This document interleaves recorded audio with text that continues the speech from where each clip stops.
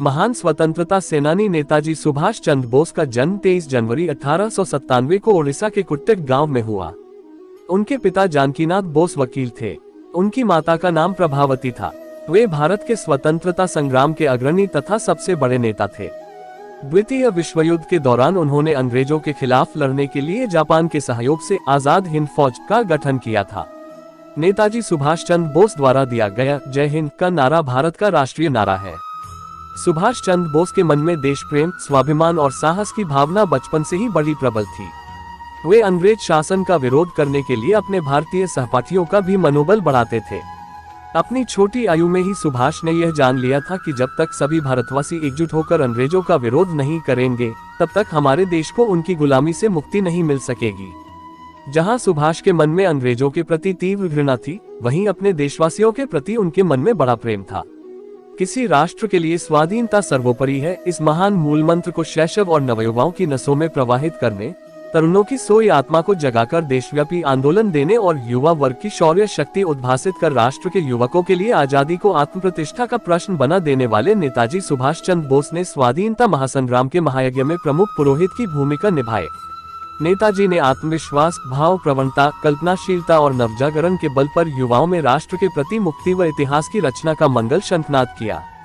मनुष्य इस संसार में एक निश्चित निहित उद्देश्य की प्राप्ति, किसी संदेश को प्रचारित करने के लिए जन्म लेता है।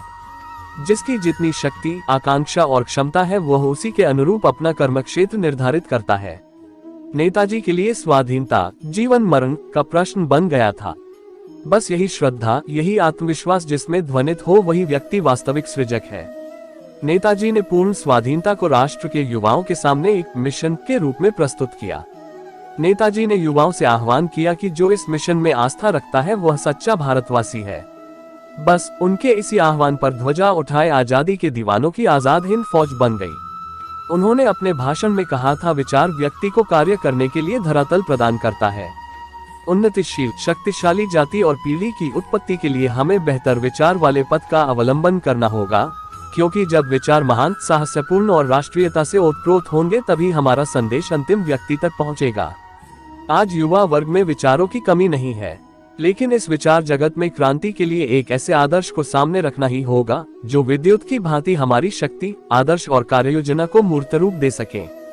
नेताजी ने युवाओं में स्वाधीनता का अर्थ केवल राष्ट्रीय बंधन से मुक्ति नहीं, बल्कि आर्थिक समानता, जाति भेद, सामाजिक अविचार का निराकरण, सांप्रदायिक संकीर्णता त्यागने का विचार मंत्र भी दिया। नेताजी के विचार विश्वव्यापी थे। वे समग्र मानव समाज को उदार बनाने के लिए प्रत्येक जाति को विकसित बनाना चाहते थे। उनका स्पष्ट मानना था कि जो जाति उन्नति करना नहीं चाहती, विश्व रंगमंच पर विशिष्टता पाना नहीं चाहती, उसे जीवित रहने का कोई अधिकार नहीं। नेताजी की आशा के अनुरूप इस जरा जीर्ण होते देश का यौवन लौटाने के लिए प्रत्येक व्यक्ति को आज दृढ़ संकल्प लेना होगा। बढ़ते जातिवाद, गिरते मूल्यों और टूटती परंपराओं, सभ्यताओं को सहेजना होगा। एक व्यापक राष्ट्रीय संगठन की स्थापना करनी होगी। अच्छे और बुरे की प्रचलित धारणा को बदलना होगा। नेताजी के इन शब्दों को हमें पुनः दोहराना और स्वीकारना होगा कि स्मरण रखें, अपनी संवेद चेष्टा द्वारा हमें भारत में नए शक्ति संपन्न राष्ट्र का निर्माण करना है। पाश्चात्य सभ्यता हमारे समाज में गहराई तक घुसकर धन जन का संहार कर रही है।